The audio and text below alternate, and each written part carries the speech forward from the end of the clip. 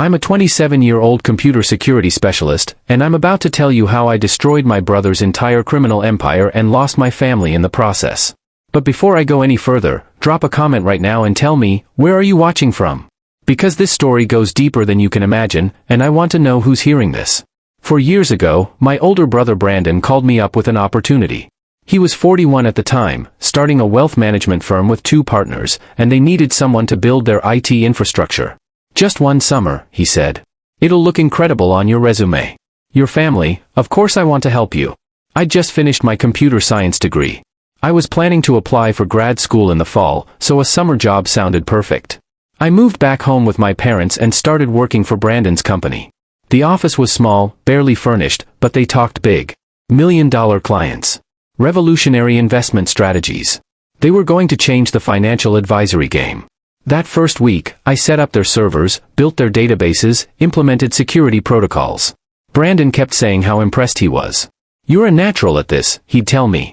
His partners would nod along, treating me like I was some kind of prodigy. It felt good. I was helping my brother build something real. But something was off. I noticed it around week 3. They'd have me answer phones, schedule appointments, research potential clients. Just until we hire a receptionist, Brandon said. Then it was bookkeeping. Just until we hire an accountant. Then it was client research, marketing materials, literally anything they needed done. I was doing the work of 5 people, and that receptionist never got hired. The summer ended. I mentioned going back to school. Brandon's face fell. You're leaving? Now? Tyler, we're just getting started. Give me 1 more month. Just 1 more month. His partners joined in. They needed me. The company would fall apart without me. How could I abandon family? So I stayed 1 more month. Then another. Then another. What I didn't realize was that I was building my own prison, brick by brick. 2 years passed. 2 full years of working 60-hour weeks, doing everything from IT support to emptying the trash. You want to know how much they paid me? In 24 months, I received maybe $7,000 or $8,000 total. A few hundred here, 1,000 there, always with Brandon saying, business is tight right now, but when we land the big clients, you'll get a real salary. You'll get equity. You're my brother, I'm going to take care of you. I believed him. That's the part that kills me. I actually believed him. By month 3, I knew all 3 of them were narcissists. The way they talked about clients, the way they treated service workers, the way they'd laugh about outsmarting people. I saw it. But he was my brother. Family protects family, right? That's what I'd been taught my whole life. So I stayed, telling myself it would get better, that I was investing in our relationship, that this meant something. Around the 1-year mark, I started applying to grad schools. I knew I needed an exit strategy. I knew if I just told them I was leaving, they'd guilt me into staying. So I applied quietly, got accepted, and only then told Brandon I'd be starting my master's program in 3 months. The temperature in that office dropped about 40 degrees. Brandon didn't yell. That would have been easier. Instead, he went cold. After everything we've done for you. After we gave you this opportunity. You're just going to leave? His partners started avoiding me. They'd have meetings without me, shut doors when I walked by. The last few months, I felt like a ghost in my own workplace. But I left. I started grad school. And for 2 years, I buried myself in my studies, trying to forget about that nightmare. I told myself it was behind me. I'd learned a lesson about boundaries, about family, about not letting people exploit you. I graduated with my master's degree, updated my resume, and started applying for jobs in my field. I was qualified. I had a bachelor's degree, a master's degree, real-world experience building enterprise systems. I should have been fielding multiple offers. Instead, I got rejected everywhere. Entry-level positions I was overqualified for. Mid-level positions that matched my experience. Even contract work. Rejection after rejection after rejection. After 2 months of this, I was starting to panic. My girlfriend Sarah kept asking what was wrong. Something's not right, she'd say. You're brilliant. Why isn't anyone hiring you? I didn't have an answer. I started wondering if there was something wrong with me, if I'd somehow ruined my reputation without knowing it, if I was just fundamentally unemployable. Then I got a call from a hiring manager at a tech company.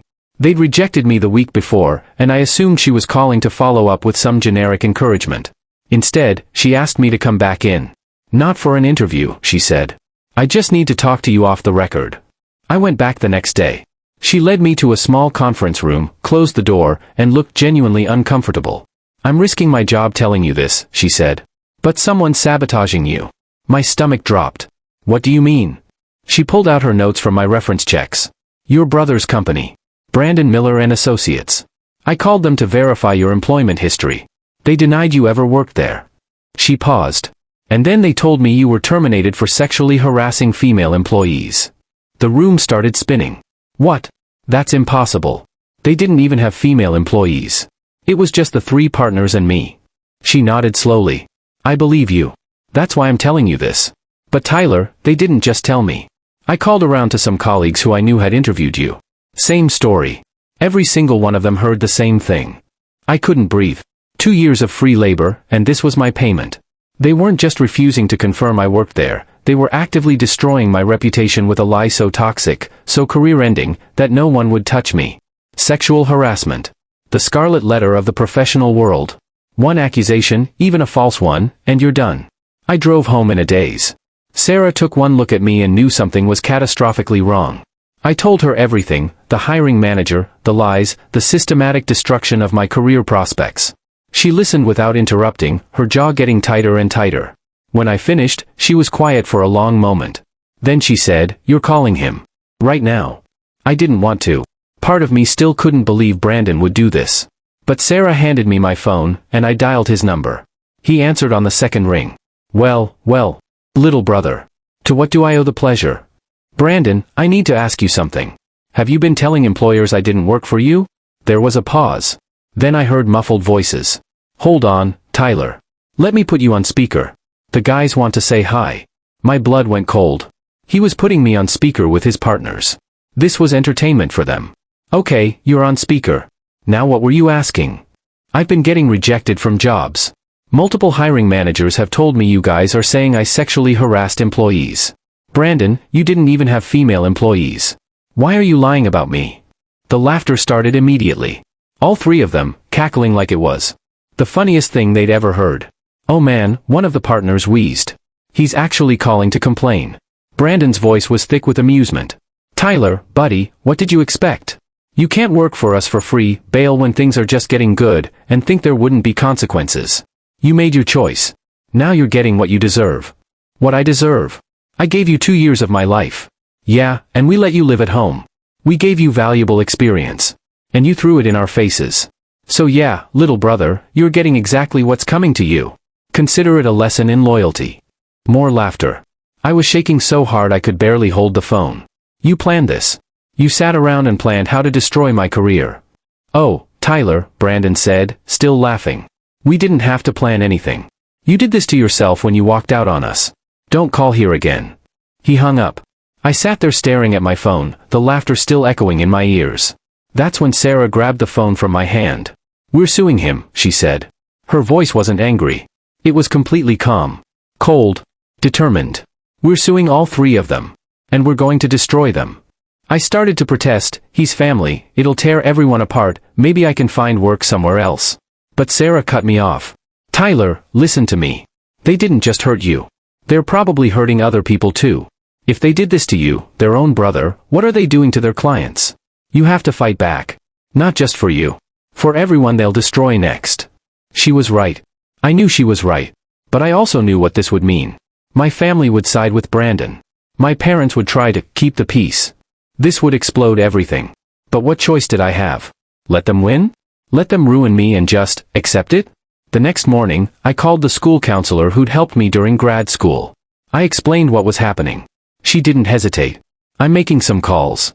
Within hours, she'd connected me with a headhunter she knew, who connected me with an employer who'd had a similar experience years before. This man, I'll call him Robert, brought me in for an interview. Someone tried to destroy my career once, Robert told me. Spread lies, torched my reputation, almost succeeded. I know that look in your eyes. You're desperate, you're scared, and you're wondering if you'll ever work again. He leaned forward. I'm giving you a chance. You start Monday.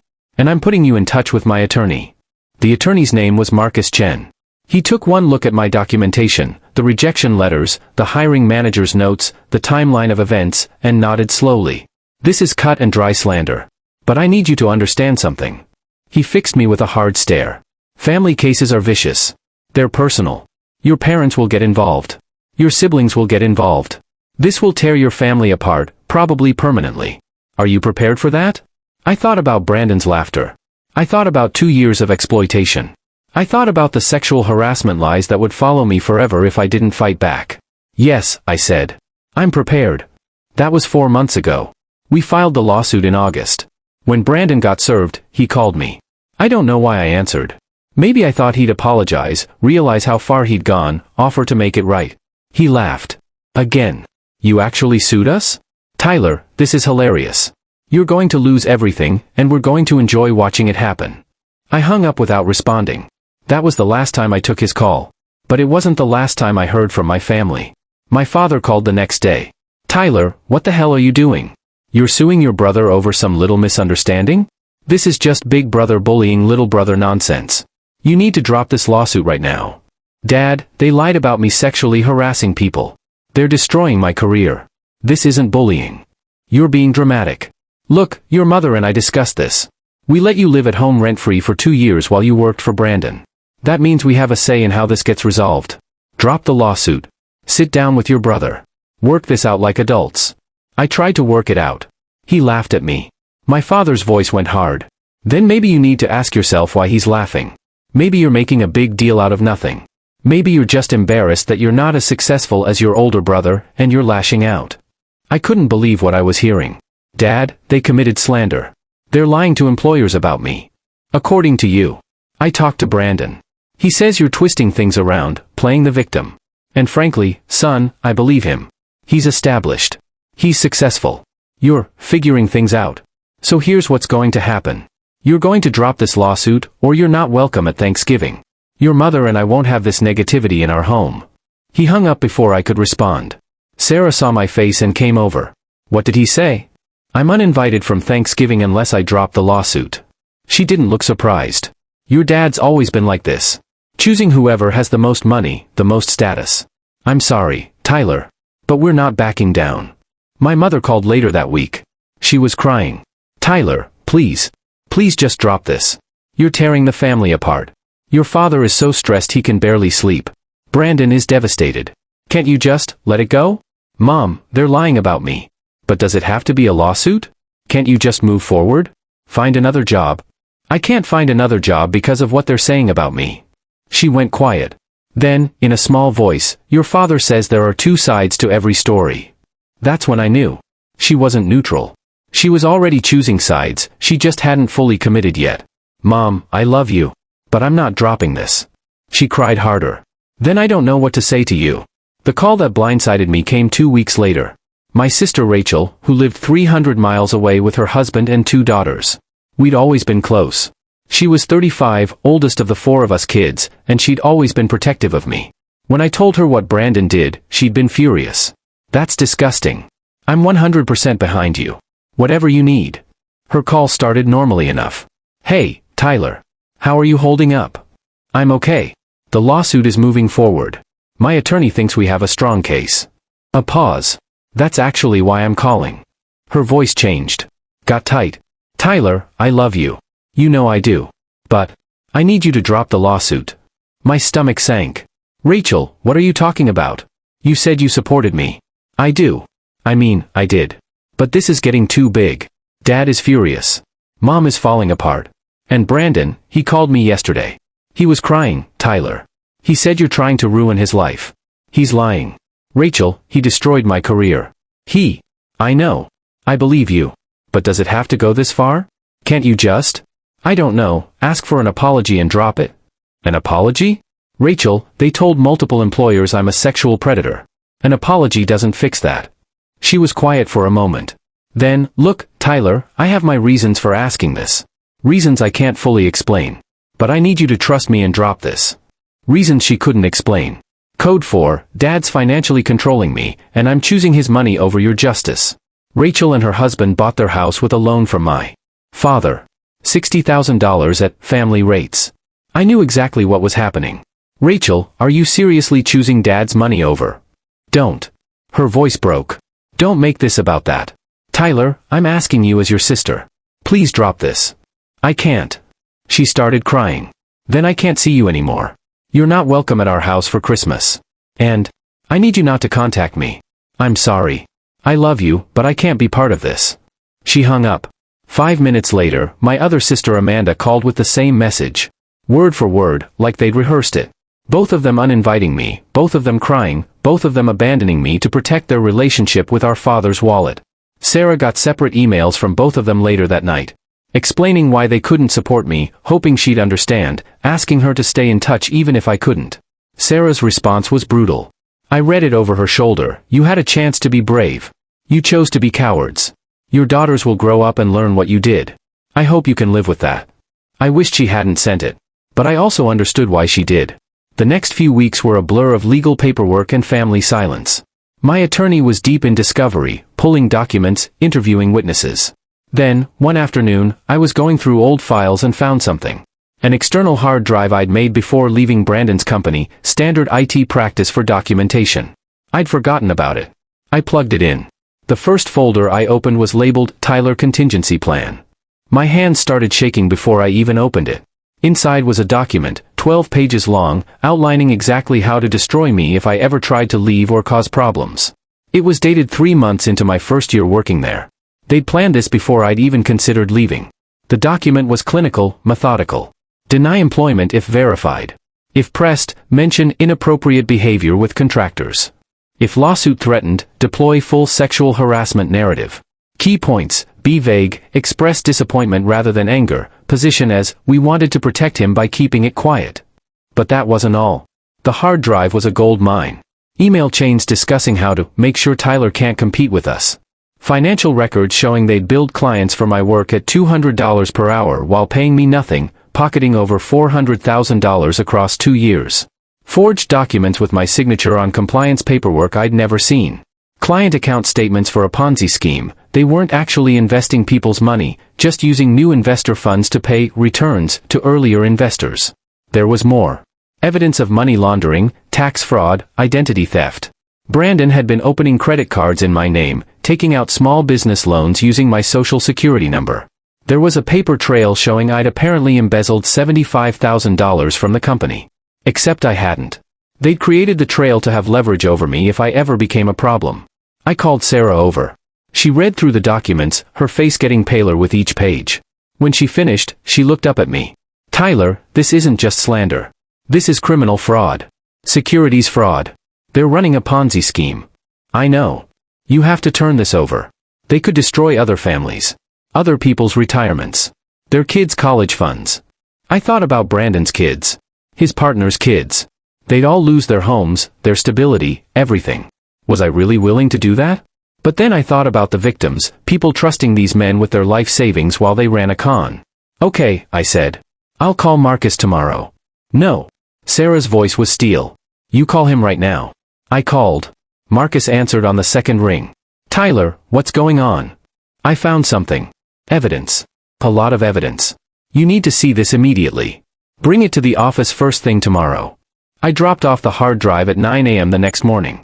At 10 a.m., Marcus called me back. Come to the office. Right now. I drove back, my heart pounding. Marcus met me at the door, his face grim. I've turned everything over to the U.S. Attorney's Office.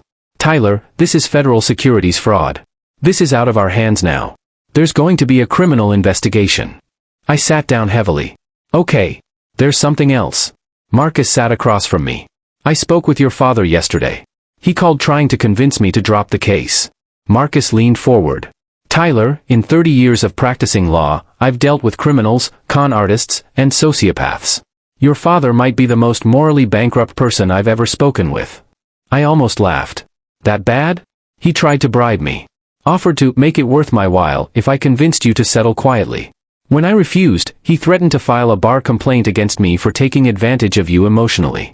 When that didn't work, he told me I was destroying a good family over one spoiled kid's bruised ego. Marcus's jaw tightened. I'm subpoenaing both your parents to testify at the upcoming mediation hearings. I need you to prepare yourself for what they might say. They'll lie. Yes. They will. And I need you to sit there and not react. Can you do that? I can. Marcus studied me. I told you at the beginning, this would tear your family apart. But Tyler, I need you to understand. There's no turning back now. My firm has invested significantly in this case. We're calling the shots. And we're going for complete destruction. Are you still with me? I'm with you. 2 days later, Marcus called with news. Brandon and his partners closed their business. It's done. They've also changed attorneys. The new firm is reputable, very reputable. First thing they did was ask what it would take to settle. What does that mean? It means they know this is a massacre. They've seen the evidence, they know about the federal investigation, and they want to minimize damage. We're not settling yet. We're going to let them sweat.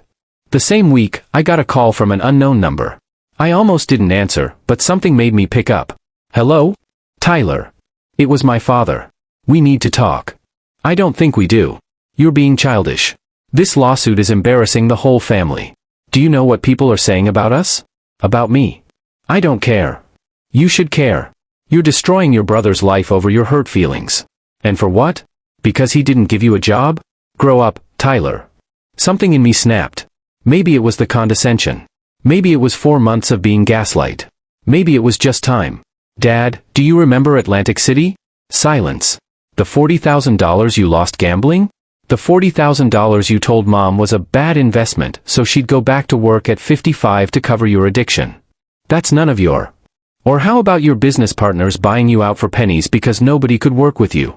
You tell everyone you retired, but you were forced out. Do you remember that?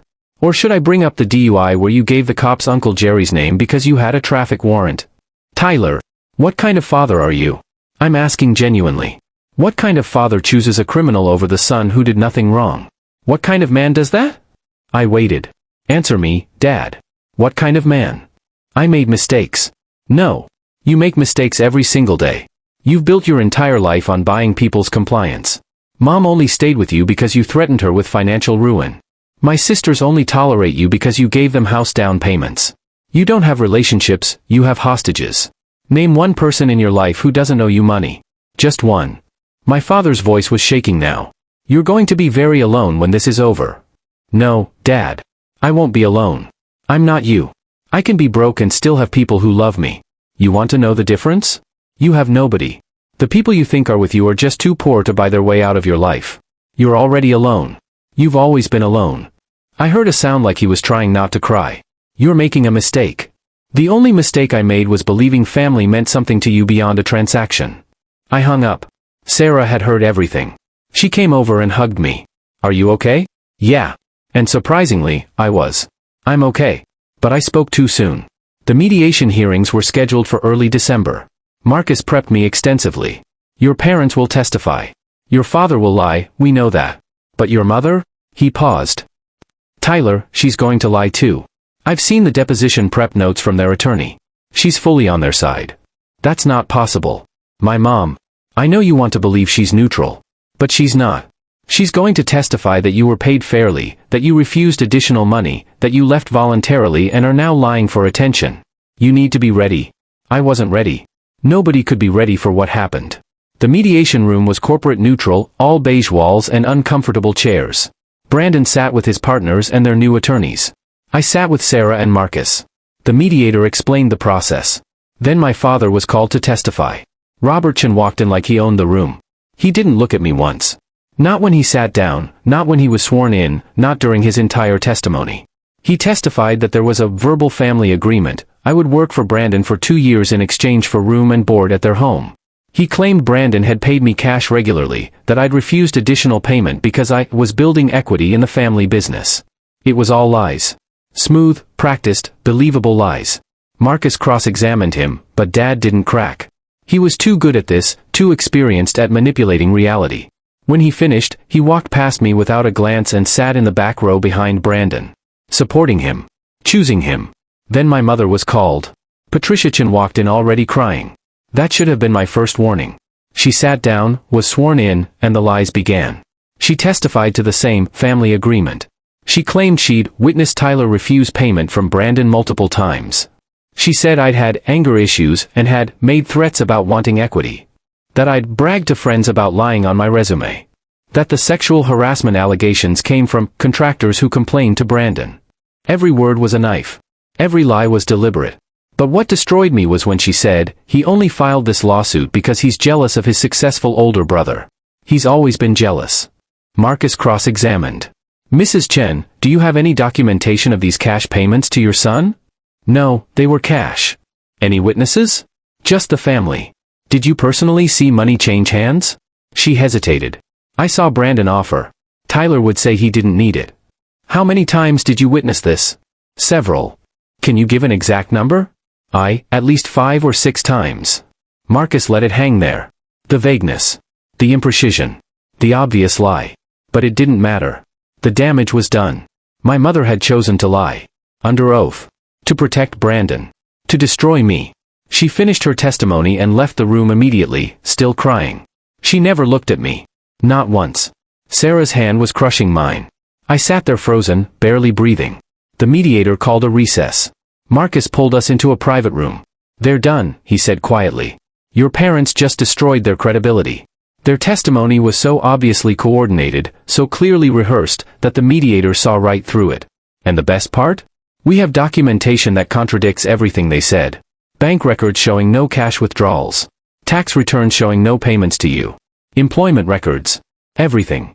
So we won? Tyler, we already won. Now we're just deciding how badly we destroy them. That afternoon, Brandon's new attorneys requested a private meeting. They were ready to settle. Immediately. The terms were brutal, $900,000 in damages. Their houses, which they transferred to their wives' names to protect, would be sold to pay the settlement. Written admissions of guilt from all 3 defendants. Public apology letters to all 4 companies they'd slandered me to. Permanent license revocation in all states. Cooperation with the federal criminal investigation.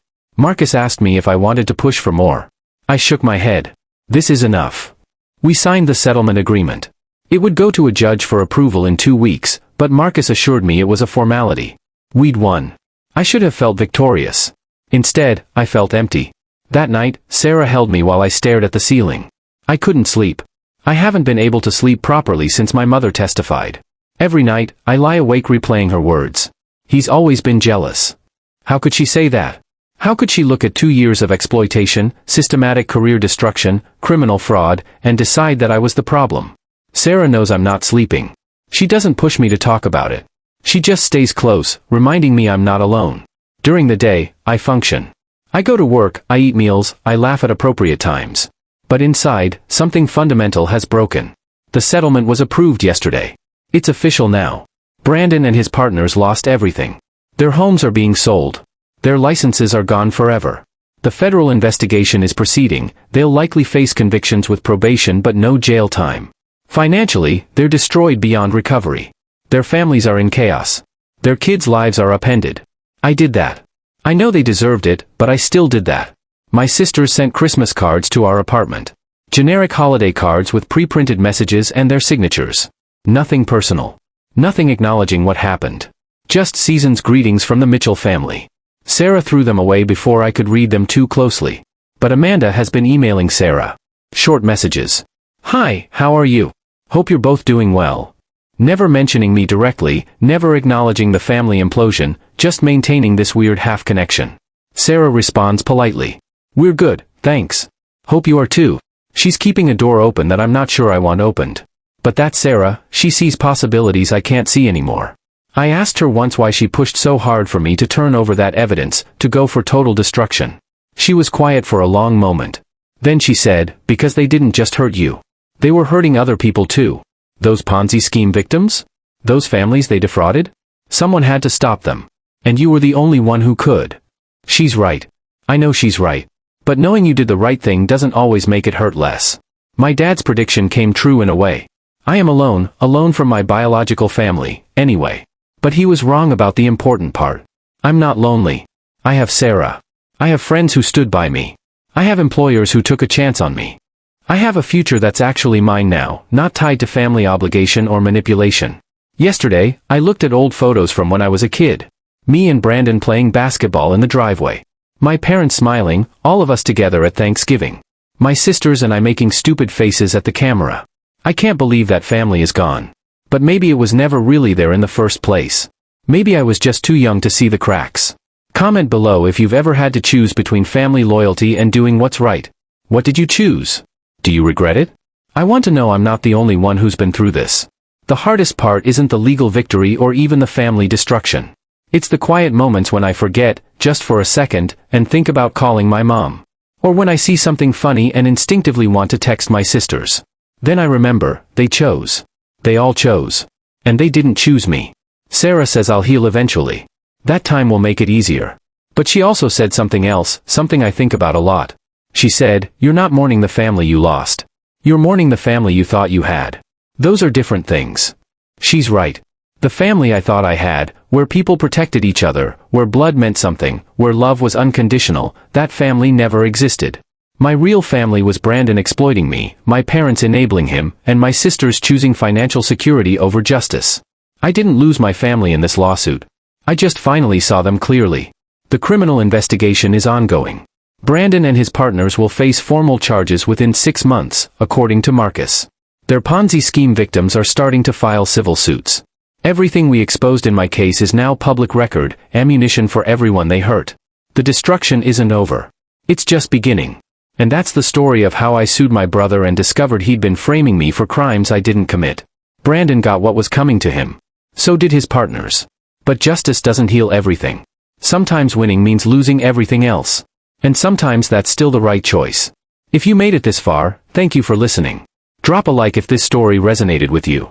Subscribe for more stories about people who fought back against betrayal.